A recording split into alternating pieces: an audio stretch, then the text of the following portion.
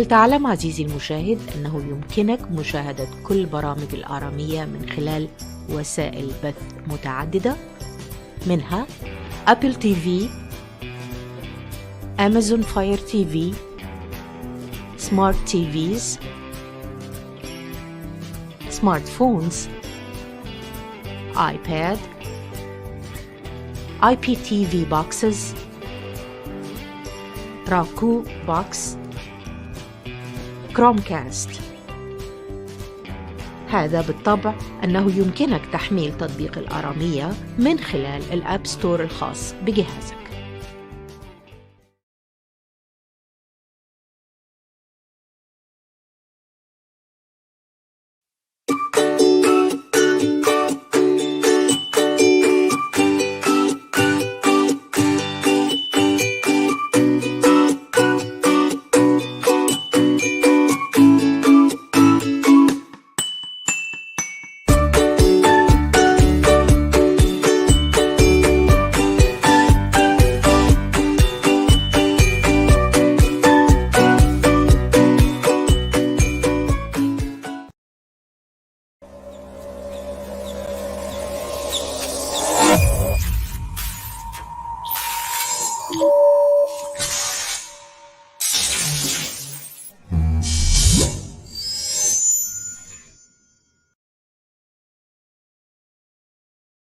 মন্ডলী, আমরা আপনাদেরকে স্বাগতম জানাতে চাই আজকে আবার আমাদের জীবনের পথ অনুষ্ঠানে। আজকে আমরা সোমবার, এবং আমি জানি যে আজকে সোমবারের এই দিনটি আপনাদের জন্য অত্যন্ত আনন্দময় একটি দিন, কারণ এই দিনে আপনারা অপেক্ষা করে থাকেন যে এই সুন্দর শোয়ের জন্য, সোমবারে যে শোটি আমরা করছি প্রত্যেক সোমবারে।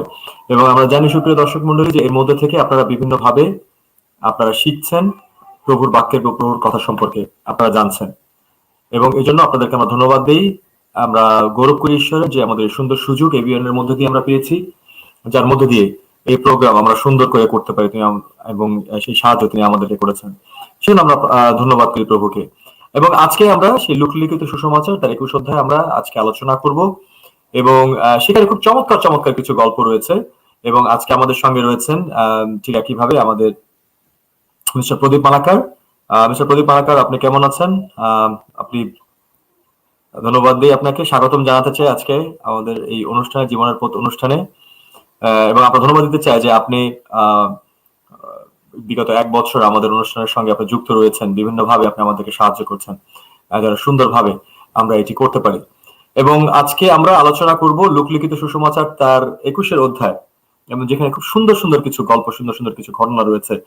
এবং প্রথমে যে ঘটনাটি রয়েছে সেটি হচ্ছে যে একটি বিধবা মহিলার দানের সম্পর্কে, তাই না? যে আমরা দেখি যে ঘটনাটি এরকম যে একদিন যিশু তিনি ঈসা মসীহ তিনি একটি উপাসনা বা গির্জায় তিনি বসে আছেন, এবং এই সময় একজন সবাই তারা উপহার রাখছিল, সবাই তারা দান রাখছিল। এবং তখন কি করলেন, তখন যিশুর একজন বিধবা, তারা সবাই দান রাখলেন, একজন বিধবা তিনি আসলেন, এবং বিধবা কিন্তু তিনি খুব ছোট্ট সামান্য কিছু অর্থ শিখি তার মধ্যে রাখলেন। কিন্তু প্রভু যীশু খ্রিস্ট সেই বিধবাকে দেখিয়ে তিনি সবাইকে বললেন যে এই বিধবা তিনি সবচেয়ে বেশি দান তিনি করেছেন, কারণ তিনি তার মনের ভিতরের থেকে সে দান করেছেন। তো মিস্টার প্রদীপ মালাকার, যদি আপনি এই ঘটনাটি সম্পর্কে যদি আপনি আমাদের কাছে কিছু বলেন যে এ থেকে আমরা আসলে কি শিক্ষাটা পাই, কি বিষয় তিনি প্রভু যীশু খ্রিস্ট তিনি আমাদের কাছে আজকে বলতে চেয়েছেন এই ঘটনার মধ্যে দিয়ে। ধন্যবাদ।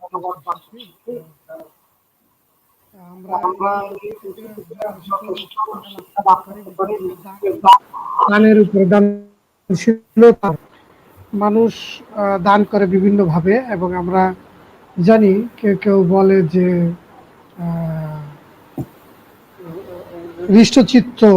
হৃষ্টচিত্ত দিতে বলা হয়, বা কোনো দানের জন্য না রাখা হয়, যে দাবি না রাখা হয়। আর এখানে আমরা দেখছিলাম যে যীশু খ্রিস্ট তিনি নিজে, অর্থাৎ ঈসা মসীহ তিনি দান করার সময় তিনি সেই সময় ধর্মধামে ছিলেন, মন্দিরে উপস্থিত ছিলেন, আর তখন এই উপহার লোকেরা দিচ্ছিল, আর উপহার দিতে দিতে আর তিনি তাকিয়ে দেখছিলেন যারা উপহার দিচ্ছে তাদের মধ্যে এক বিধবা মহিলা দরিদ্র মহিলা, তিনি দুটো সিকি সেখানে রাখলেন। আর তিনি তখন বললেন যে এদের মধ্যে সবচেয়ে বেশি বা সবচেয়ে সঠিক দান উপহার সে রেখেছে। কারণ হলো যে তার সমস্ত অনটন থাকতেও, সমস্যা থাকতেও তখন তার কোনো অর্থ ছিল না, তার অর্থের প্রয়োজন ছিল, কিন্তু যতটুকু ছিল পুরোটাই সে ঈশ্বরের ভাণ্ডারে সে রেখেছিল। তো এই দেখে তিনি খুবই আপ্লুত হলেন ঈসা মসীহ, এবং তিনি সেই দানের বিষয়ে তিনি বললেন যে সে সঠিক উপহার রেখেছে, সবচেয়ে বেশি দিয়েছে। যদিও সেটার পরিমাণ কম ছিল, কিন্তু তারপরও বেশি বলা হচ্ছে। তারপর তিনি সেটা বলেছেন যে এখানে যারা উপহার রাখছে বা দান রাখছে, তারা কি করেছে, তাদের যা আছে, তাদের প্রচুর যে সম্পত্তি আছে বা তাদের যা বেশি আছে তার থেকে কিছু রেখেছে। কিন্তু এই বিধবা কি করেছে, সে তার যা ছিল তার পুরোটাই সে প্রভুর ভাণ্ডারে সে রেখে দিয়েছে। সুতরাং এখানে আমরা দেখতে পাই যে উপহার আমরা কিভাবে নিয়ে আসি, এবং আমাদের হৃদয় দেখেন তিনি আসলে হৃষ্ট চিত্তে দিচ্ছি কিনা, মানে আমি মনোদুঃখপূর্বক কিনা, বা আমার যা আছে তার থেকে আমি কিছু অংশ রাখলাম। আর সেটা সকলেই করে, নিজের আছে তার থেকে কিছু অংশ দিতে পারে, যার আছে সে সেখান থেকে কিছু দিচ্ছে, কিন্তু যার নেই সে সেখান থেকে কি করে দেবে? যার একেবারে শেষ পর্যন্ত আছে সেটা কিভাবে দেখবে? আমরা জানি যে পুরাতন নিয়মে এলিওর কথা লেখা আছে, আর এলিও তিনি সেখানেও এক বিধবার কাছে গেলেন, আর ওই তিনি বিধবার কাছে গেলেন, আর তখন দেশে দুর্ভিক্ষ চলছিল। ওই বিধবার হাড়িতে কোনো খাবার ছিল না, ভান্ডারে কোনো খাবার ছিল না। আর সে বিধবাকে গিয়ে এলিও বলল যে তুমি আমার জন্য কিছু রাখো, মানে আমাকে একটু রুটি দাও। আর সে কি করলো, সেই ওই বিধবাকে বললে পরে বিধবা বলল যে আমার কিছু নাই, আমার যা আছে এটা আমি বানাবো, আমি এবং আমার ছেলে আমরা খাবো, এবং খাবার পরে আমরা মরার জন্য প্রস্তুত হব। তারপরে এলিও বলল যে তুমি নিয়ে আসো। আর সে কি করলো, সে রুটি বানিয়ে নিয়ে আসলো এবং এলিওকে খাওয়ালো। এবং পরে দেখা গেল যে পরবর্তীতে ওই বিধবার ভান্ডার থেকে কোনো খাবার, সে তেল এবং সেই ময়দা কখনো ফুরলো না।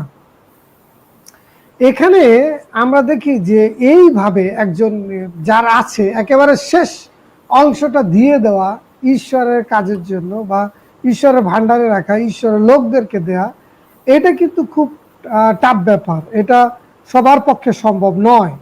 সুতরাং আমরা এখান থেকে খুব সুন্দরভাবে শিক্ষা লাভ করতে পারি, যেন আমরা যখন দেই তখন যেন আমরা হৃষ্ট চিত্তে দিই, অর্থাৎ আমরা কিছু রেখে দেব আর সেখান থেকে দিব, এইরকম না হয়, যেন সেই দানটা, যেন উপহারটা ঈশ্বরের উদ্দেশ্যে যেন উৎসর্গীকৃত হয়, অর্থাৎ ভালো অংশটা, বিশেষ অংশটা, সঠিক অংশটা বেশি আমরা দেই, আর তখন এটা প্রভুর কাছে গ্রাহ্য হয়, অর্থাৎ আমরা খোদার যে রাখছে তার তার গ্রাহ্য হয়, অর্থাৎ গ্রহণ করা হয়।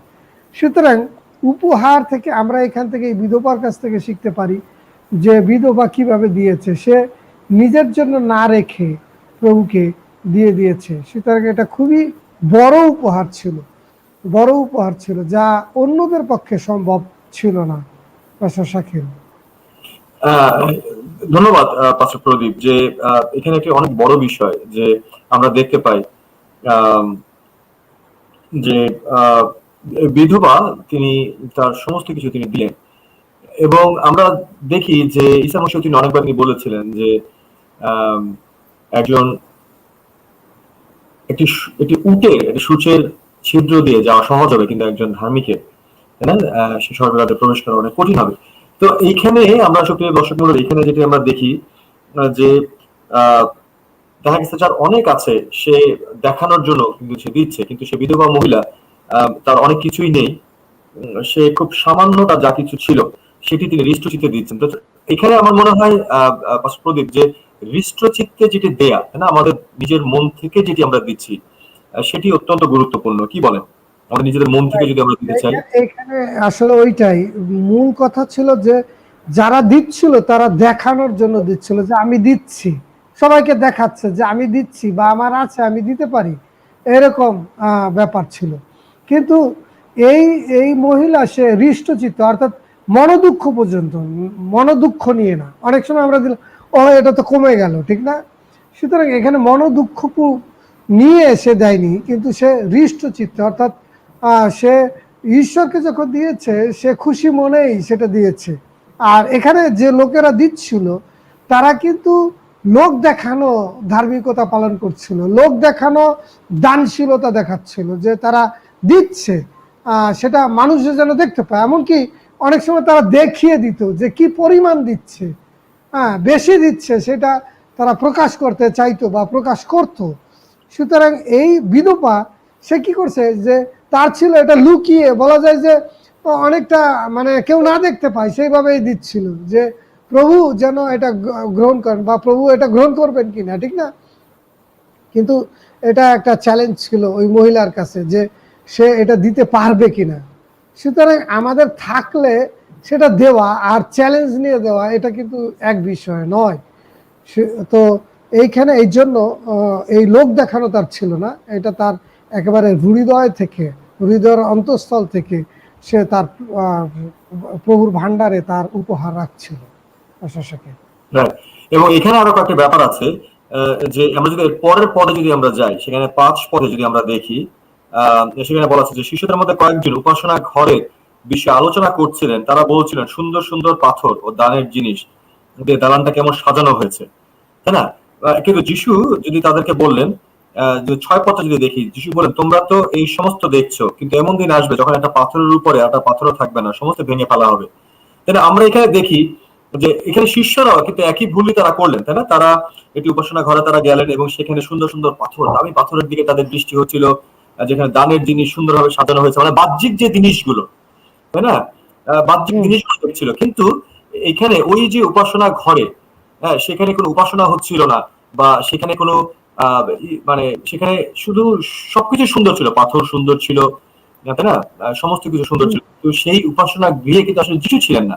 তাহলে এখানে আমরা দেখতে পাই যে আমরা যদি আমাদের মন যদি এরকম থাকে যে আমরা সমস্ত কিছু সুন্দর সুন্দর করে রাখি, তারপরেও কিন্তু সেগুলো কিন্তু কাজে দিচ্ছে না, তাই না? তাই না? সেক্ষেত্রে কিন্তু আমাদের ভিতরের যে জিনিসটা, সেটাই কিন্তু সবচেয়ে গুরুত্বপূর্ণ বিষয়। আমরা যতই মানে আমাদের উপাসনা ঘর আমরা যত সুন্দর করে রাখি, দাঁড়াই জিনিস যত সুন্দর করি, আমাদের উপাসনা ঘরে সমস্ত কিছু যত সুন্দর হোক, তাই না, আমরা দেখি যে সাধারণত একটি প্রতিযোগিতা রয়েছে, যে কার কোন উপাসনা ঘর কত সুন্দর, তাই না? কিন্তু এটি কি আসলে মূল কিনা? প্রভু মানে আমাদের ঈসা মসীহ তিনি সেই জিনিসগুলোর প্রতি তিনি দৃষ্টি দেন কিনা? পাস্টর প্রদীপ মালাকার। অনেক ধন্যবাদ পাস্টর শাকিল। আসলে এটাই গুরুত্বপূর্ণ যে পৃথিবীতে আমরা যেটা দেখতে পাই একটা প্রতিযোগিতা, মানে ধর্ম পালন করার জন্য বা উপাসনা পালন করার জন্য একটা প্রতিযোগিতা। তারা ঈশ্বরের ঘরকে কত সুন্দর রাখতে পারে, ঠিক আছে, কত পাথর দিয়ে চাকচিক্যময় করতে পারে, কত উচ্চ মিনার তৈরি করতে পারে, আর কত জোরে লাউডলি শোনাতে পারে। এটা আসলে লোকদেরকে দেখানোর জন্য। এই যে সৌন্দর্য, এটা কি আসলে ঈশ্বরকে দেখানোর জন্য হচ্ছে কিনা, সেটা হলো বড় প্রশ্ন। আমরা ঈশ্বরের উদ্দেশ্যে করছি কিনা? ঈশ্বর কি এটা চেয়েছেন, না ঈশ্বর পরিবর্তন চেয়েছেন, মানুষের জীবনকে চেয়েছেন, মানুষ পাপ থেকে মুক্ত হয় সেটা চেয়েছেন। সুতরাং সেটা গুরুত্বপূর্ণ, ঘরটা গুরুত্বপূর্ণ নয়। তিনি হৃদয় মন্দিরের কথা বলেছেন, যেন আমাদের হৃদয় মন্দিরটাকে পরিষ্কার করি, হৃদয় মন্দিরটাকে আমরা দেখাই, ঈশ্বরের কাছে উপস্থিত করি, যেখানে কলুষতা নেই। আমরা বলতে পারি যে একবার এক ধনী যুবক যিশুর কাছে আসলো এবং সে বলল যে আমি যিশু কাছে এসে বলল, আমি কিভাবে অনন্ত জীবন পেতে পারি? আর তখন ওই যিশু তাকে বললেন যে তুমি কি করেছো যার জন্য অনন্ত জীবন? সে বলল যে আমি সেই বাল্যকাল হতেই এই কাজ করে আসতেছি, এবং বাল্যকাল থেকেই আমি সেই 10 আজ্ঞা পালন করছি, আমি সমস্ত কিছু পালন করছি, আমি কি করছি, আমি দশমাংশ দিচ্ছি, দান দিচ্ছি, সমস্ত কিছু করতেছি এবং বাল্যকাল থেকেই পালন করে আসছি। আর যিশু তখন বললেন, তোমার এখনো একটা ত্রুটি আছে। কি ত্রুটি? তোমার অনেক অর্থ আছে, সম্পদ আছে, আর এই সম্পদ তুমি কি করো? বিক্রি করো এবং গরিবদেরকে কি করো? দান করে দাও, গরিবদের মধ্যে বিলিয়ে দাও। আর ওই যুবক খুবই দুঃখিত হলো এবং সে কি করলো? সে ফিরে গেল এবং দুঃখ মনে সে চলে গেল। আর দেখা যায় যে এই ঘটনার থেকে আমরা আসলে অনন্ত জীবন চাই, কিন্তু কি করতে? আমরা অনন্ত জীবন কিনতে চাই, আমরা ঈশ্বরের রাজ্য কিনতে চাই। আমরা এই পৃথিবীতে দেখি অনেকে যখন উপহার দেয় না, বলে যে দিয়ে যান ভাই, দিয়ে যান। আর কি করেন? যে আল্লাহর ঘরের জন্য দিয়ে যান। আর মানুষ কি আল্লাহর ঘরে দিলে পরে তিনি সবকিছু পেয়ে যাবেন, আল্লাহ দিলে পরে সবকিছু পেয়ে যাবেন, এরকম কথা বলা হয়। সুতরাং এইখানে সেই চিত্র ফুটে উঠেছে যে ঈসা মসীহ তিনি বলেছেন, যে সৌন্দর্য তোমরা দেখছো, এই সৌন্দর্য এই একটা পাথরের উপর পাথর থাকবে না এবং এটা ধূলিসাৎ হবে। সুতরাং আমাদেরকে মনে রাখতে হবে যে আমাদেরকে মনে রাখতে হবে যে ঈসা মসীহের আগমন সন্নিকট, তিনি যে কোনো সময় তিনি আসবেন। সুতরাং সেই প্রস্তুতি নিতে হবে। কি প্রস্তুতি নিতে হবে? আমাদের পাপ থেকে কিভাবে মুক্ত হতে পারি, আমাদের মন পরিবর্তন করতে হবে, ঈসা মসীহকে গ্রহণ করতে হবে, আমাদের সেই অনন্ত জীবন লাভ করতে হবে। আমরা সেটা লাভ না করে আমরা কি করতে চাচ্ছি? আমরা অর্থের বিনিময়ে আমরা লাভ করতে চাই। আমরা যদি দেখি বিভিন্ন উপাসনালয় যখন আছে, সেখানে যারা বড় লোক, যারা ধনী লোক, তারা বিভিন্নভাবে দান দশমাংশ দিয়ে, তারা তাদের উপহার দিয়ে, তাদের কর্তৃত্ব দিয়ে সেখানে তাদের জায়গা দখল করে রাখে, দানশীলতা প্রমাণ করতে চেষ্টা করে। কিন্তু এখানে অনেক দরিদ্র আছে, তারা খাবার পাচ্ছে না। পৃথিবীতে অনেক দরিদ্র আছে, তারা জীবনযাপন করতে পারতেছে না। আমরা সেই দিকে আমরা খেয়াল করতেছি না। সুতরাং এইখানে ঈসা মসীহ সেই কথা বলেছেন, যেন আমরা এই বাহ্যিক বিষয় না করে এর পিছনে যে প্রচুর অর্থ দিচ্ছি, যেখানে যাদের মন পরিবর্তন দরকার, যারা মারা যাচ্ছে, তারা সুসমাচার পাওয়া দরকার, তাদেরকে সেইটা না দিয়ে আমরা কি করতেছি? বাহ্যিকটা করতেছি। আল্লাহকে ডাকার জন্য, খোদাকে ডাকার জন্য কোনো ঘরের প্রয়োজন নেই। আমরা বাহ্যিকভাবে যদিও আমরা করে থাকি, কিন্তু খোদাকে ডাকার জন্য যে কোনো জায়গায় বসে ডাকা যায়, যে কোনো জায়গায় বসে তার ইবাদত করা যায়, বন্দেগী করা যায়। সুতরাং আমরা এইখানে ঈসা মসীহ সেইটাকেই বলেছেন যে যেন একটা প্রাণও বিনষ্ট না হয়, একটা প্রাণও যেন পরিত্রাণ থেকে বঞ্চিত না হয়, সেই দায়িত্ব আমাদেরকে পালন করতে হবে। যার যা আছে তা দিয়ে তাদেরকে সুরক্ষা করতে হবে, তাদেরকে নিয়ে আসতে হবে, তাদেরকে সেই নাজাতের পথ দেখাতে হবে। ঈসা মসীহের পথে আসবে, সেই পথ দেখাতে হবে। আর সেটা যদি না দেখায়, সে বিষম সময় তিনি আসবেন। আমরা পরবর্তী অংশে আমরা পাবো, যেটা আলোচনায় আসবে, আমরা দেখতে পাবো যে তিনি আসবেন এবং যারা ঈসা মসীহের পক্ষে যারা কাজ করবে তারা রক্ষা পাবে। যারা ঈসা মসীহের সেই পথে যারা আসবে, তার অনুসারী যারা হবে, তারাই রক্ষা পাবে। পাস্টার শাকিল। হ্যাঁ, ধন্যবাদ দিদি, আপনি খুব সুন্দরভাবে বিষয়টি ব্যাখ্যা করেছেন, যেটি আসলে আমাদের গুরুত্বপূর্ণ ছিল।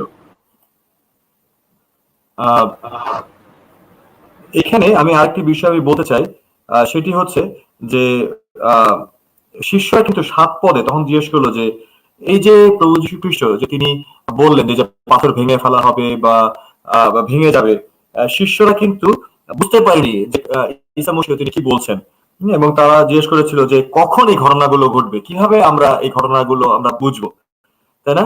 আমরা কিন্তু অনেক সময় বুঝতে পারি না যে মানে ঈসা মসীহ তিনি আমাদের কাছে কি বলছেন, তাই না? তিনি আমাদের বলছেন বারবার, কিন্তু আমরা বুঝতে পারি না, আমরা আবার জিজ্ঞেস করি।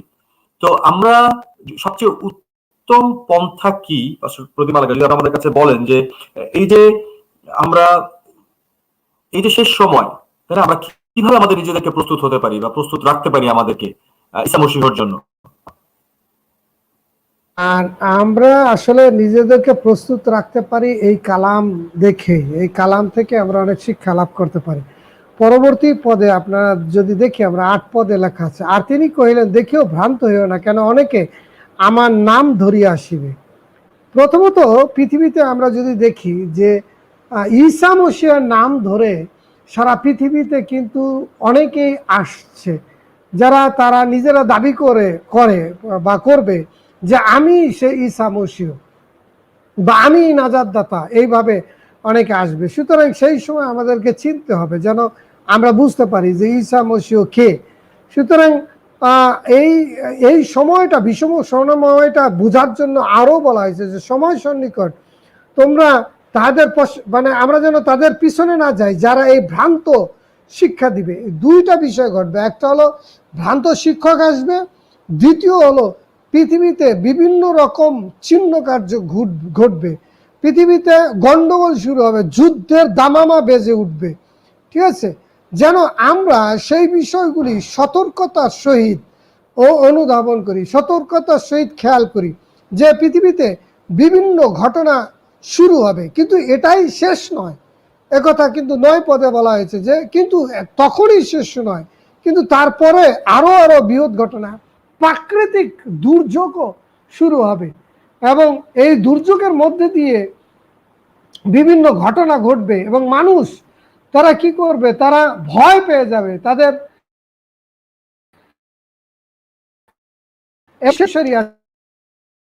যারা তরিকাবন্দী হয়েছে তাদের উপরে ভয়ঙ্কর ভয়ঙ্কর ঘটনা ঘটবে, আকাশে বিভিন্ন চিহ্ন কার্য ঘটবে। তার সাথে আমরা বলি যে আমরা দেখব যে ঈসা মসিহের সুপ্রিয় দর্শক মণ্ডলী, আমরা দেখছি যে ইন্টারনেটের প্রবলেম হচ্ছে, আমরা ঠিক মতো শুনতে পাচ্ছি না যে আসলে আপনার কথাগুলো কেটে আসছে, আপনার কথাগুলো কেটে কেটে আসছে, ঠিক পরিষ্কার ভাবে শোনা যাচ্ছে না। আমি জানি না আপনি আমার কথা শুনতে পাচ্ছেন কিনা। কথাগুলি শুনতে পাচ্ছি, আপনি কি শুনতে পাচ্ছেন? না, এখন শোনা যাচ্ছে, বলেন। আমি কথা শুনতে, হ্যাঁ,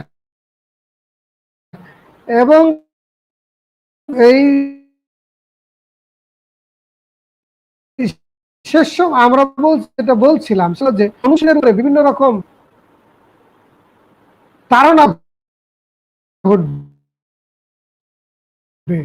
ঈসা মসিহের লোকদের উপরে অত্যাচার করা হবে, বলা হয়েছে তাদের উপর হস্তক্ষেপ করা হবে। আমরা আসলে শুনতে পাচ্ছি না আমার ইন্টারনেটের জন্য। তো যেটি আসলে বেসিক্যালি আমি বুঝতে পারছি, যেটি মালাকা তিনি আমাদেরকে বলছিলেন যে যে সব সময় আমরা একটি সিচুয়েশনের মধ্যে থাকবো, তাই না, যে আমরা বিভিন্ন বিভিন্ন কঠিন পরিস্থিতির মধ্যে দিয়ে আমরা থাকবো, তাই না। এখানে বলা হচ্ছে যে বিভিন্ন ঈসা মসিহ তিনি বলছেন যে বিভিন্ন নবী আসবেন, তাই না, বিভিন্ন নবী আসবেন এবং বিভিন্ন নবী এসে তিনি আমার নামে বলা হবে যে আমি এটা করেছি বা আমি সেটা করেছি বা আমি এটি করবো বা সেটি করবো, কিন্তু তোমরা কেউ সেটার উপরে বিশ্বাস করবে না, তাই না। কারণ হচ্ছে যে কারণ সবাই আমার নামে এসে বলবে, হ্যাঁ, এটি বলবে সেটি বলবে। তো সুতরাং এটি অত্যন্ত গুরুত্বপূর্ণ যে আমরা ঈসা মসিহর বিশ্বাসী হিসাবে, তাই না, আমাদের অবস্থানটা কি। প্রদীপ মালাকার আবার আমাদের কানে এসছেন, আপনি কি শুনতে পাচ্ছেন আমাদের কথা? হ্যালো,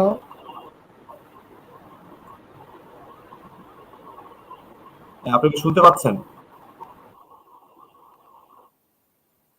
তো এখানে আমরা দেখতে পাই যে প্রভু যীশু খ্রিস্ট তিনি বারবার আমাদেরকে বলছেন, তাই না। এরপরে যদি আমরা দেখি যে এরপরে প্রশ্নেই আমাদেরকে বলা হয়েছে যে তোমরা ভয় পেও না, তাই না। ভয় একটি বড় বিষয়, তিনি ঈসা মসিহ তিনি আমাদেরকে বলছেন যে তোমরা ভয় পেও না, তাই না। এটি অত্যন্ত গুরুত্বপূর্ণ বিষয় যেন আমরা ভয় না পাই, তাই না। কেন ভয় না পাই? কারণ হচ্ছে যে ঈসা মসিহ তিনি আমাদের সঙ্গে সবসময় রয়েছেন। আজকে যদি আমরা ভয় পাই, এটি একটি বড় বিষয় আমাদের জন্য। ঈসা মসিহ তিনি সবসময় আমাদের সঙ্গে তিনি রয়েছেন, তিনি আমাদের সঙ্গে আছেন, তিনি আমাদের প্রভু, তিনি আমাদের নাজাত দাতা, তিনি আমাদের রাজা। আমরা যেন কোনো সময় যেন আমরা ভয় না পাই, তাই না। তারপর 10 পদে যদি আমরা দেখি যে ঈসা মসীহ তিনি বলছেন, একটি কমেন্ট তিনি করলেন যে এক জাতি আরেক জাতির বিরুদ্ধে, এক রাজা অন্য রাজার বিরুদ্ধে যুদ্ধ করবে।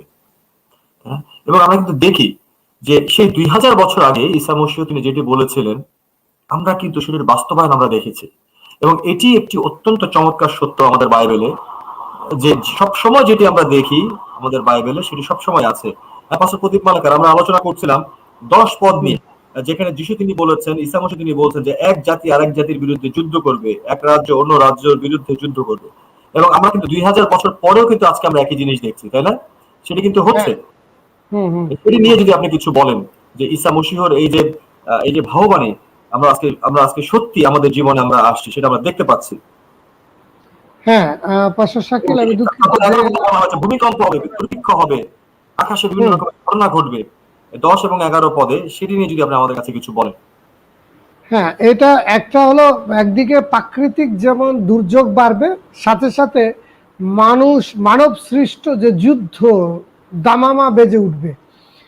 এই দুইটা ঘটনার কথা, এই চিহ্নের কথাও বলা হয়েছে যে এই শেষ সময় সেটা হবে। এবং আমরা পৃথিবীতে দেখছি বিভিন্ন জাতির বিপক্ষে যুদ্ধ করছে, এবং আমরা বিভিন্ন প্রাকৃতিক দুর্যোগ দেখছি, যে সমস্ত দুর্যোগে হাজার হাজার লোক মারা যাচ্ছে। সুতরাং ঈসা মসীহ পূর্ব থেকেই সে কথাগুলো বলেছেন, পাস্টার শাকিল, এবং ঈসা মসীহের কথা অনুসারে কিন্তু এই ঘটনাগুলি ঘটছে, এবং এটা কিতাবে এখন লেখা আছে, আমরা এই কালামে আমরা পাচ্ছি। সুতরাং এইগুলি কিন্তু মিথ্যা নয়। ঈসা মসীহ তিনি যা বলেছেন সেই ঘটনাগুলি ঘটবে, আর মানুষের উপরে এই সমস্ত, এবং শুধু তাই নয়, আমরা পরবর্তীতে যদি দেখি যে ঈসা মসীহ আমরেও বিভিন্ন রকম তাড়না বা আমরা বলি যে কষ্ট, দুঃখ ভোগ তাদের করবে, এবং বিভিন্ন রাজারা পর্যন্ত তারা কি করবে, এই ঈসা মসীহের বিরুদ্ধে তারা কাজ করবে।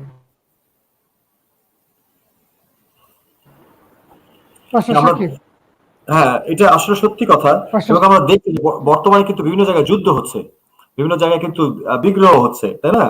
এবং ভয়ঙ্কর ভয়ঙ্কর চিহ্ন হচ্ছে, আমরা দেখছি ভয়ঙ্কর ভয়ঙ্কর সমস্ত সংবাদ আমরা দেখছি, যেটি ঈসা মসীহ তিনি অনেক আগেই তিনি আমাদেরকে বলেছিলেন যে এই জিনিসগুলো কিন্তু ঘটবে, এবং এটি কিন্তু হচ্ছে, তাই না? এবং তারপরে তিনি 12 পদে তিনি বলেছেন যে এই সমস্ত হবে, এবং তোমাদের সমাজ ঘুরে নিয়ে যাওয়া হবে, তোমাদেরকে জেলে নিয়ে যাওয়া হবে। আজকে যারা ঈসাই যারা রয়েছেন, তারা বিভিন্ন জায়গায় কিন্তু তারা নির্যাতিত হচ্ছেন, তারা বিভিন্ন জায়গায় কিন্তু তারা নির্যাতিত হচ্ছেন। পাস্টর প্রদীপ মালাকার, আপনি যদি সেই বিষয়ে একটু বলেন যে আজকে এই যে ইমানদার যারা রয়েছেন, তারা বিভিন্ন জায়গায় তারা নির্যাতিত হচ্ছেন, তাই না?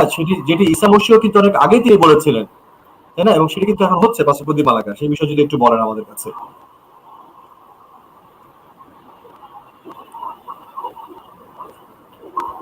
যে নির্যাতন সম্পর্কে, যে ঈসাইরা যারা বর্তমানে বিভিন্ন নির্যাতনের সম্মুখীন হচ্ছেন।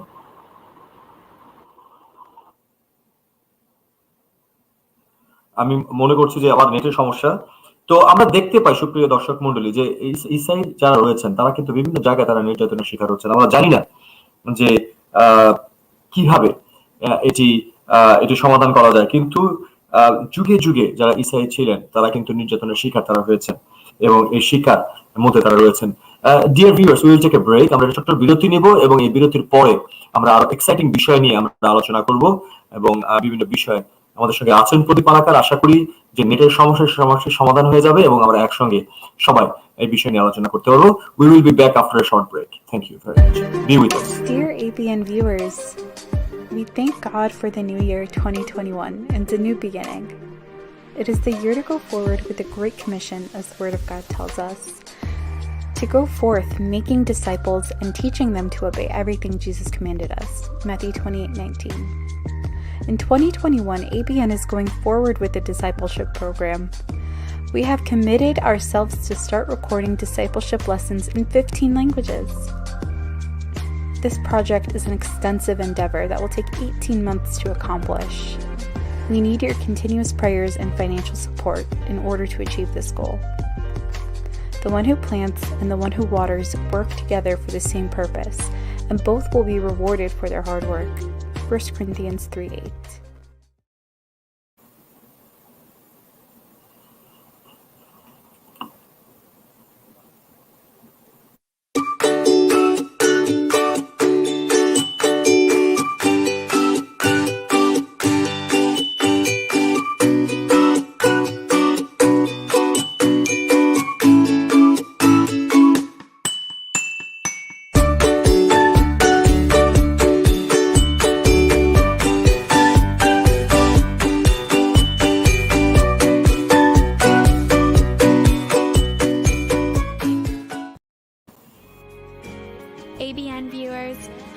watch our programs? Do you watch on satellite, online, or even through our IPTV boxes? Do you like to watch our shows on your iPad, your iPhone, or even on YouTube? Please contact us at 248-416-1300 and let us know which way you see it best.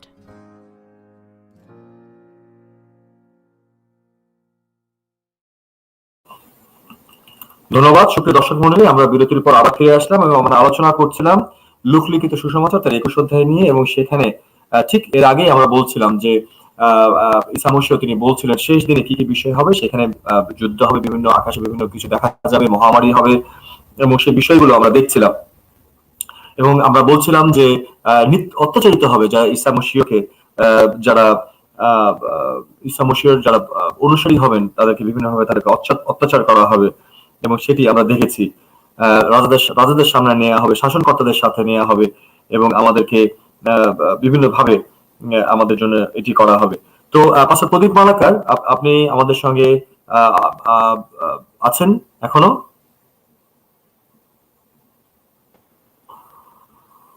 আপনি কি আমরা দেখছি এখানে যে বিভিন্ন বিষয় নেওয়া হচ্ছে। প্রদীপ মালাকার, আপনি কি শুনতে পাচ্ছেন আমাদের কথা? হ্যাঁ, শুনতে পাচ্ছি। আমরা আলোচনা করছিলাম এর আগে, আপনি বলছিলেন ব্রেকের আগে যে বর্তমানে আমরা এখানে দেখি যে 12 এবং 13 পদে আমাদেরকে বলা হয়েছে যে তোমাদের উপর অত্যাচার করা হবে, যারা ইসাই যারা রয়েছে তাদের উপর অত্যাচার করা হবে, এবং আমরা দেখছি যে বর্তমানে ইসাইরা কিভাবে অত্যাচারিত হচ্ছে। তাই না? সেই বিষয়ে যদি আপনি কিছু একটু বলেন যে ঈসা মসীহ তিনি প্রায় 2000 বছর আগেই তিনি জানতেন যে ইসাইদের প্রতি অত্যাচার করা হবে এবং তারা অত্যাচারিত হবে, এবং আমরা দেখেছি যুগ যুগ ধরে যে যারা ইসাই রয়েছে তারা অত্যাচারিত হয়েছে। সেই বিষয়ে যদি আপনি কিছু বলেন।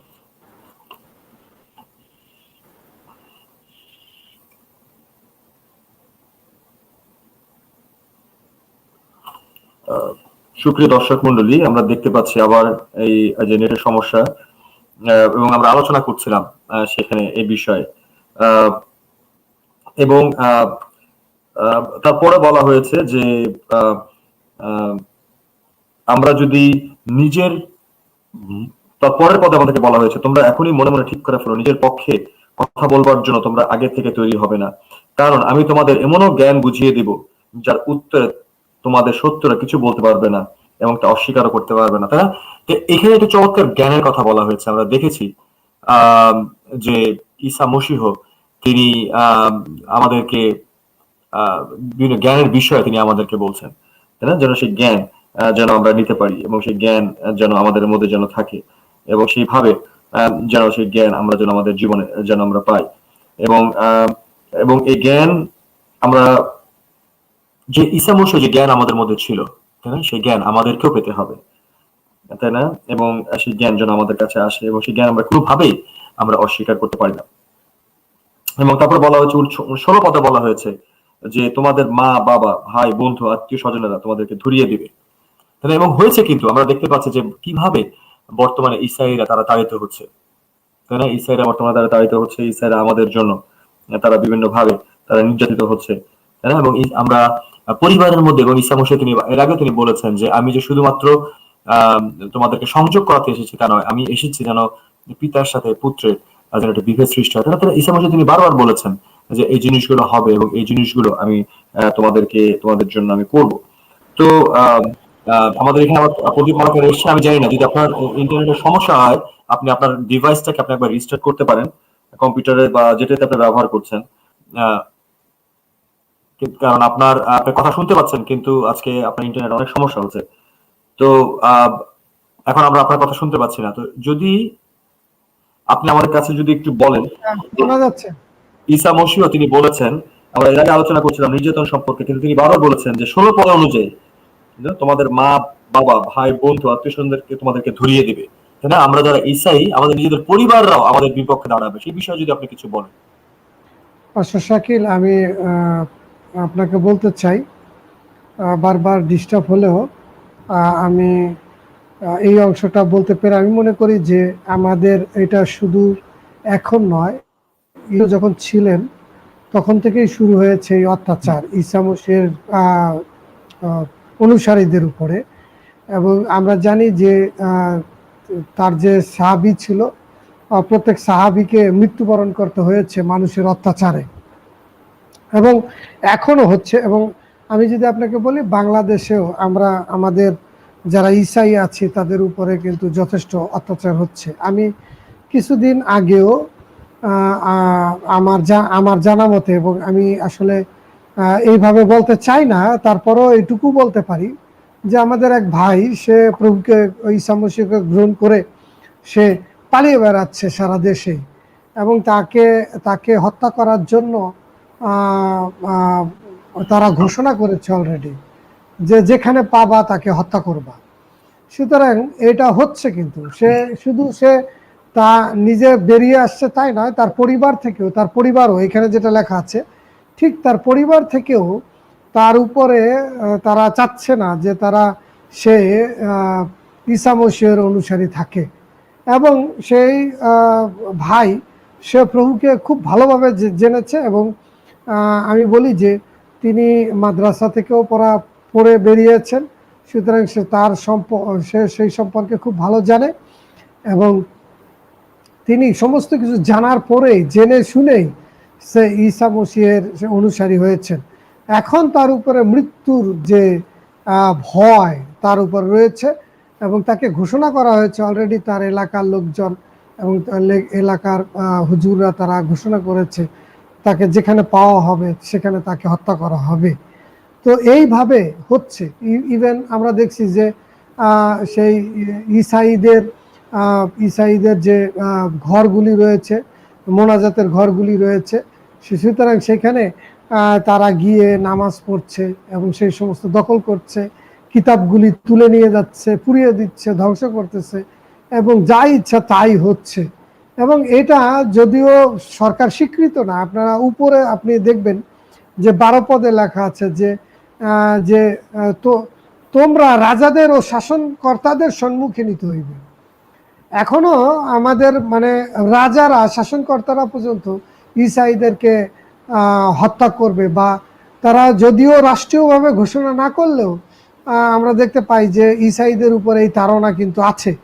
অথচ ঈসাই দেশগুলিতে আমরা কিন্তু সেগুলো দেখছি না, কিন্তু আমরা যারা মুষ্টিমেয় ঈসাই রয়েছি তাদের উপরে নির্যাতন কিন্তু বহুগুণে বেড়ে যাচ্ছে। যেন আমরা সত্য না বলতে পারি, আমরা যেন সত্য পথে না চলতে পারি, সুতরাং আমরা যেন কিতাব বলতে না পারি, এবং আমাদের কিতাব বলতে গেলে বলা হয় যে এগুলি নকল, এইগুলি সঠিক নয়, ইত্যাদি ইত্যাদি বিভিন্নভাবে তারা করছে। কিন্তু আসলে আমি যদি আপনাকে বলি যে পৃথিবীর কোনো আদালত কিন্তু এই কিতাবকে, ইঞ্জিলকে কিন্তু বলে নাই যে, ইঞ্জিলকে ঘোষণা করে নাই যে এটা বাতিল হয়ে গেছে, ঠিক আছে। কিন্তু কিছু লোকেরা, মুষ্টিমেয় কিছু লোকেরা, দুষ্ট লোকেরা, তারা ঈসাইদের উপরে নির্যাতন চালাচ্ছে এই কিতাব কে মানুষের কাছে দেবার জন্য, ঠিক আছে, যাতে ঈসাইরা যেন তারা আরো সংগঠিত না হতে পারে বা তারা মন পরিবর্তন করতে না পারে। কিন্তু আমাদের আশার বাণী হলো এই যে এত কিছু ঘটলেও শেষ পর্যন্ত আমাদের পাশে ঈসা মসিহ দাঁড়াবেন, পাশে শাকিল। রাইট, এটা চমৎকার একটি কথা আপনি বলেন। এবং আমি এরপরে আমরা দেখছিলাম যে পরের অংশ যদি আমরা পড়ি, সেখানেও কিন্তু বলা হয়েছে যে আমার জন্য 17 পদে বিশেষ করে যদি আপনারা দেখেন, সেখানে বলা হয়েছে যে আমার জন্য সবাই তোমাদের ঘৃণা করবে। না, এখানে সবাই বলতে কিন্তু আমরা বুঝতে পারি যে আমাদের আপনজন, আমাদের নিজেদের পরিবারও কিন্তু, যে ঘটনাটি আপনি আমাদের কাছে এবার শেয়ার করলেন এই মাত্র, যে সেটি কিন্তু সেই সমস্যাটা কিন্তু নিজের পরিবারও কিন্তু, তাই না, ঈসা মসিহর জন্য। এবং আপনারা দেখেন যে তিনি প্রায় 2000 বছর আগে এই বাইবেলে তিনি কিন্তু আমরা দেখতে পাই এখানে তিনি আছেন, তাই না। তিনি 2000 বছর আগে তিনি বলেছেন যে এটি হবে, তাই না। এবং এখন কিন্তু হচ্ছে পাস্টার প্রদীপ মালাকার, তাই না। মানুষ কিন্তু ঘৃণা করছে, নিজের পরিবারের থেকে কিন্তু ঘৃণা আসছে ঈসা মসিহর জন্য। কিন্তু তারপরে সুপ্রিয় দর্শক মন্ডলী, 18 পদে যদি আমরা দেখি, সেখানে একটি উৎসাহের কথা বলা হয়েছে, তাই না। প্রদীপ পালাকার, আপনি কি আমাদের সঙ্গে আছেন? 18 পদে একটি উৎসের কথা বলা হয়েছে, সেই উৎসের পদটা কি? 18 পদটা যদি একটু পড়েন আপনি আমাদের জন্য। এখানে লেখা আছে, আমি সেই কথাই বলছিলাম যে ঈসা মসীহ তিনি আমাদের পাশে আছেন, কারণ তিনি রাজাদের রাজা প্রভুদের প্রভু এবং তিনি ঈশ্বরগণের ঈশ্বর।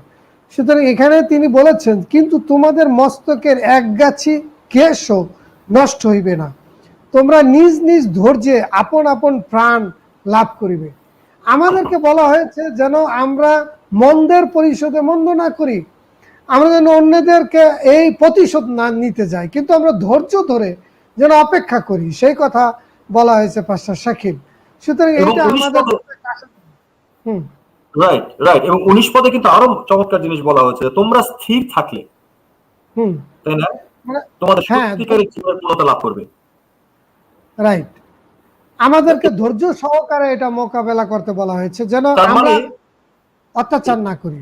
রাইট, এখানে একটা মজার জিনিস আছে কিন্তু, সেটা হচ্ছে প্রভু কিন্তু তিনি বলেন নাই যে তোমরা এটা থেকে পালিয়ে যাও, তাই না? এই যে তাড়না, ঘৃণা, নির্যাতন, তাই না, এই যে সমস্ত কিছু তিনি বললেন, তিনি কিন্তু আমাদেরকে ফেস করতে বলেছেন সেই বিষয়গুলোকে।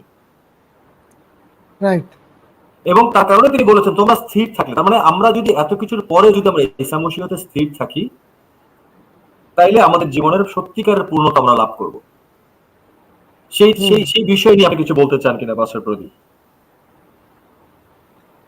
হ্যাঁ, আমাদেরকে স্থির থাকার কথা বলা হয়েছে, যেন আমরা যদি স্থির থাকি। এখানে বলা হয়েছে, যদি আমরা পরবর্তী পদগুলিতেও দেখি যে বলা হয়েছে যে এই সময় যখন আসবে তখন যেন আমরা যে যেখানে আছি সেখানে থাকি, ঠিক আছে, যেন আমরা বেরিয়ে না আসি, সেখানে থাকি। এবং 33 পদ দেখে আপনি দেখবেন যে সেখানে লেখা আছে যে আকাশ এবং পৃথিবী হইবে কিন্তু ঈশ্বরের বাক্যের, কিন্তু তার বাক্যের লোপ হইবে না, অর্থাৎ এই কিতাবের বাক্য হারিয়ে যাবে না, ঠিক আছে, মানে এই কালেমা কখনো হারিয়ে যাবে না। আমরা সুতরাং এই কিতাবের এই কালেমাগুলি কখনো উড়ে যাবে না, শেষ হয়ে যাবে না। সুতরাং আমরা বিশ্বাস সহকারে যদি আমরা ধৈর্য ধরে থাকি এবং আমরা মোকাবেলা করি, আর তখনই আমরা তার সেই দেখতে পাবো। এবং 27 পদে আমি বলি যে 27 পদে আমাদেরকে সেই আশার বাণী দিয়েছেন যে ঈসা মসীহ তিনি আসবেন। এখানে লেখা আছে, আর সকলে তাহারা মনুষ্যপুত্রকে পরাক্রম ও প্রতাপ সহকারে মেঘ যোগে আসিতে দেখিবে।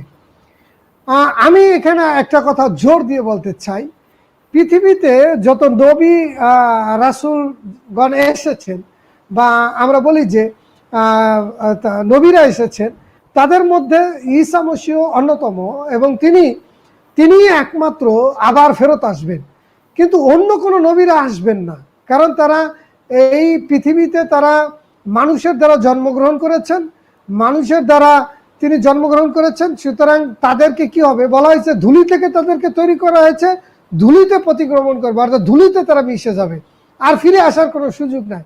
ঈসা মসীহ কিন্তু এই পৃথিবীর ধুলি থেকে তৈরি না, ঈসা মসীহ কিন্তু কালাম থেকে তৈরি। সুতরাং আল্লাহ তিনি কালাম বললেন, সেই কালামের থেকেই কিন্তু ঈসা মসীহের জন্ম হয়েছে। সুতরাং ঈসা মসীহ নিজেই সেই কালাম, তিনিই সেই আল্লাহ। সুতরাং তিনি আবার তিনি যে সেই ক্ষমতাধর লোক, বলা হয়েছে তিনি প্রতাপে পরাক্রমে আসবেন, এবং শুধু আসবেন গোপনে না, সবাই দেখবে। বলা হয়েছে যে তিনি যখন আসবেন তখন মেঘযোগে আসবেন, তখন সমস্ত লোকেরা তারা দেখতে পাবে, পৃথিবীর লোকেরা দেখতে পাবে তিনি জেরুজালেমে নেমে আসবেন। পাস্টার শাকিল এবং সুপ্রিয় দর্শক মণ্ডলী, পাস্টার প্রদীপ মালাকার, এবং তিনি কেন এভাবে তিনি আসবেন? প্রথমে যখন তিনি এসেছিলেন পুরো পৃথিবীতে কিন্তু তারা মানে কিছু মানুষ তারা জেনেছিল, তাই না, সেই স্বর্গদূতের মধ্য দিয়ে। কিন্তু যখন তিনি বলেছেন যখন তিনি দ্বিতীয়বার আসবেন তখন সমস্ত পৃথিবী তারা জানবে। সেই বিষয়ে যদি বলেন কেন তিনি এভাবে আসবেন? তিনি আসবেন এই জন্য শেষ সময়, যে তিনি প্রশ্নটা খুব সুন্দর যে আগে তিনি আসছিলেন, এখন তিনি এইভাবে কেন আসবেন? আগে তো এইভাবে তিনি আসেন নাই। তখন শুধুমাত্র স্বর্গদূতরা জানতো, কিছু রাখালরা জানতো, কয়েকজন পণ্ডিত তারা জানতে পেরেছিল যে যিশু এসেছে, কিন্তু আসলে জগৎবাসী সেইভাবে জানতে পারেনি, ঠিক না? কিন্তু তিনি এখন এইভাবে কেন প্রতাপে আসবেন? তার কারণ হলো তিনি তো আসলে রাজাদের রাজা, যে কথা আমি তিনি রাজার বেশে আসবেন। এবং কিতাবে লেখা আছে, আমরা দেখি যে তিনি পৃথিবীতে এসে 1000 বছর পর্যন্ত তিনি রাজত্ব করবেন, এই পৃথিবীতে তিনি রাজত্ব করবেন। এবং তার সাথে তার যারা অনুসারী, যারা এই ঈসার অনুসারী, তারাও কিন্তু তার সাথে সারা পৃথিবীতে তারা রাজত্ব, এবং ঈসা মসীহ তার রাজত্ব স্থাপন করবেন। শয়তানকে তিনি ধরবেন এবং শয়তানের পতন ঘটাবেন, সেই কথা আমরা কিতাবে দেখতে পাই। ওই কারণে এইভাবে আসবেন, যেন আগে যে কথা বলা হয়েছে, অনেকে বলেছে যে তিনি সেই ক্ষমতা তার ভিতরে নেই, তিনি শেষ নবী নন, ইত্যাদি ইত্যাদি। কিন্তু দেখা গেছে যে ঈসা আলাইহিস সালাম যখন পৃথিবীতে ছিলেন, তখন তিনি রুগীকে সুস্থ করেছেন, মৃতকে জীবন দিয়েছেন, তিনি অন্ধকে চোখ দিয়েছেন, তিনি বোবাকে বলতে সুযোগ দিয়েছেন, সমস্ত কিছু করেছেন। এই কাজ কে করতে পারে? একমাত্র খোদা করতে পারে, ঠিক না? সেই খোদা যে তিনি যে খোদা, তা প্রমাণ করার জন্য তিনি যখন আসবেন, তিনি তখন বিচার করতে আসবেন। তিনি শুধু এই পৃথিবীতে আসবেন রাজত্ব করার জন্য না, তিনি রাজত্বর সাথে তিনি মানুষকে বিচার করবেন। সুতরাং তখন সমস্ত লোক তার বিচারের ছায়াতলে আসতে হবে। সেই কারণে তিনি এইভাবে আসবেন। তারা দেখতে পায় যে তিনি আসলে প্রভু, তিনি রাজাদের রাজা, এবং তিনি একমাত্র ঈশ্বর।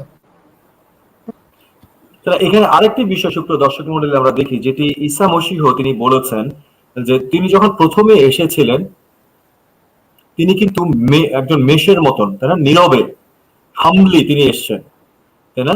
তিনি বারবার তিনি বলেছেন মেষের সাথে, তিনি মেষের মতন করে নীরবে তিনি এসছেন, শান্তভাবে তিনি এসছেন। কিন্তু দ্বিতীয়বার যখন তিনি আসবেন, তখন তিনি সিংহের মতন তিনি আসবেন, তাই না? প্রতাপের সঙ্গে তিনি আসবেন, কারণ তিনি রাজত্ব করবেন, তাই না? তিনি বিচার করবেন এই পৃথিবী, তিনি রাজত্ব করবেন, তিনি বিচার করবেন, এবং সেই জন্য তিনি আসবেন এইভাবে। এবং একটু আগে যেটা আমরা বলছিলাম যে তার বাক্যের বা তার কালামের কথা, তাই না? এই কালাম তার নিজের মুখের কথা, তাই না? এবং সেজন্য এই পাক কালাম প্রথম থেকে শেষ পর্যন্ত এটি সত্যি, তাই না? এবং এটি প্রত্যেকটা বিষয় সত্যি। এবং এই যে পাক কালাম বা এই যে বাক্য, এর কিন্তু শক্তি রয়েছে বছর প্রদীপ মালাকার, তাই না? আমরা দেখি যে তার যে বাক্য, সেই বাক্য কিন্তু ভীষণ শক্তি রয়েছে, যেটা আমাদের জন্য অত্যন্ত গুরুত্বপূর্ণ বুঝা বা জানা, যে এই যে তার যে পাক কালাম, তাই না, আমাদেরকে আমাদের মধ্যে শক্তি রয়েছে। তো এখন আমরা যদি আবার একটু পেছনের দিকে ফিরে যাই বছর প্রদীপ মালাকার, সেখানে আমরা দেখছিলাম যে অনেকে কিন্তু, তাই না, ঈসা মসীহ তিনি বলে দিয়েছে যে তিনি কিভাবে আসবেন, তাই না? কিন্তু অনেকে কিন্তু ইতিমধ্যে তারা বলেছে যে আমি সেই ঈসা মসীহ, তাই না, আমি এসে গেছি। অনেক ভাওবাদী কিন্তু তিনি তারা নিজেদেরকে কিন্তু সেরকম দাবি করেছেন, তাই না? এখন এই সমস্ত যে ভাওবাদী, এই শেষ দিনের এই সমস্ত যারা, তাদেরকে আমরা কিভাবে চিনবো বা তাদের জন্য আমরা কিভাবে সতর্ক হব? আমাদের দর্শকরা যদি আমাদেরকে প্রশ্ন করে, কোনো প্রশ্ন এসছে যে কেউ যদি আমাদেরকে বলেন যে আমি সেই ঈসা মসীহ, তাই না, তো আমরা তখন কিভাবে নিজেদেরকে সতর্ক করবো সেই বিষয়ে?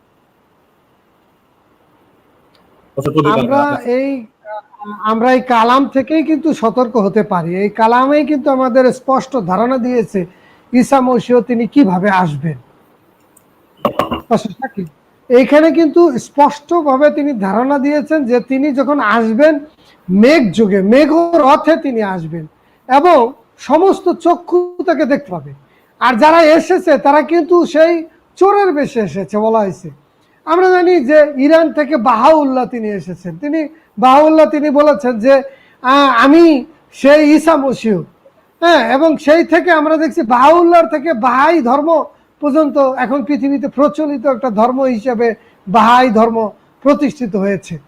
আমরা নেদারল্যান্ডসে একজনকে দেখছি, সে নিজেকে ঈসা বলে সে দাবি করছে, এবং তার অনেক লোকেরা আছে, তার অনুসারীরা আছে, তারা তাকে যিশু বলে তারা তাকে সম্বোধন করছে।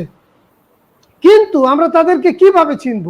সেটা হলো পাক্কিভাবে স্পষ্টভাবে লেখা আছে এখানে, আমরা যেটা 27 পদে দেখেছি, যার তৎকালে তাহারা মনুষ্যপুত্রকে পরাক্রম ও মহাপ্রতাপ সহকারে মেঘ যুগে আসিতে দেখিবেন।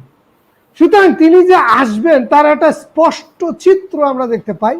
তিনি আমরা যদি আরো পিছনে আমরা দেখি যে প্রকাশিত কালাম যদি আমরা দেখি, সেখানে লেখা আছে যে তিনি যখন আসবেন তখন যারা এই বিশ্বাসীরা মারা যাবে, অর্থাৎ ঈসাইরা যারা মারা যাচ্ছে, তারা কিন্তু ওই ঈসার যখন দ্বিতীয় আগমন হবে তখন তারা কিন্তু কবর থেকে উঠে আসবে, তারা জীবিত হয়ে যাবে। এবং এই বিশ্বাসীরা যারা জীবিত বিশ্বাসী রয়েছে তারা সহ তারা জীবিত মেঘ যুগ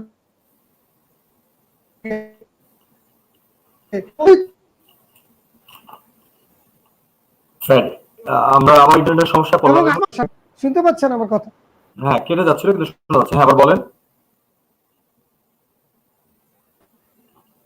মেঘ যুগে তিনি নেমে আসবেন, এবং এটা কিন্তু এটা গোপনে না, আর যখন তিনি নামবেন হঠাৎ করে তিনি আসবেন, এবং সেই জন্য আমাদেরকে সতর্ক করেছেন যেন আমরা ধৈর্য সহকারে অপেক্ষা করি ঈসা মসিহের জন্য। কারণ তিনি আসবেন এবং এই পৃথিবীতে তিনি রাজত্ব স্থাপন করবেন, এবং 1000 বছর পর্যন্ত তিনি রাজত্ব করবেন, এবং এই 1000 বছর পর্যন্ত রাজত্বর পরে বিচার শুরু হবে। পাশা শাকিল, রাইট। এবং সবচেয়ে মজার ঘটনা যেটি হচ্ছে, যেটি আমরা দেখতে পাচ্ছি এখন 34 পদে যদি আমরা দেখি পাশা প্রদীপ মালাকা, সেখানে বলা হচ্ছে যে তোমরা সাবধানে থেকো যেন তোমাদের অন্তর উচ্ছৃঙ্খলতায় মাতলামিতে সংসারের চিন্তার ভারে নুয়ে না পড়ে, তাই না? তো আমাদেরকে বলা হচ্ছে আমরা বিভিন্ন কিছুর সঙ্গে আমরা ব্যস্ত থাকবো, বিভিন্ন কিছুর মধ্যে আমরা থাকবো, কিন্তু যেন আমাদের অন্তর সে ঈসা মসিহের কাছ থেকে যেন দূরে না যায়, তাই না? হ্যাঁ, এখানে সেটা বলা হয়েছে। আপনি যদি এই বিষয়ে কিছু যোগ করতে চান আমাদের কাছে। এখানে আসলে বলা হয়েছে সাবধান, যেন এই যে পৃথিবীর যে চাওয়া পাওয়া, পৃথিবীর ভোগ পীড়ায় আমরা যদি মক্ত হয়ে আমরা যেন পিছিয়ে না পড়ি, সেই জন্য আমাদের পৃথিবীর এই যে চাওয়া পাওয়া গুলো, এগুলো কিন্তু আসলে ভুল না, এগুলো কিন্তু থাকবে, এগুলো কিন্তু অস্বীকার করার কথা বলা হয় না, কিন্তু বলা হয়েছে আমি যে কোনো কিছু যেন ঈসা মসিহের কাছ থেকে যেন আমাদেরকে দূরে না সরিয়ে নিয়ে আসে।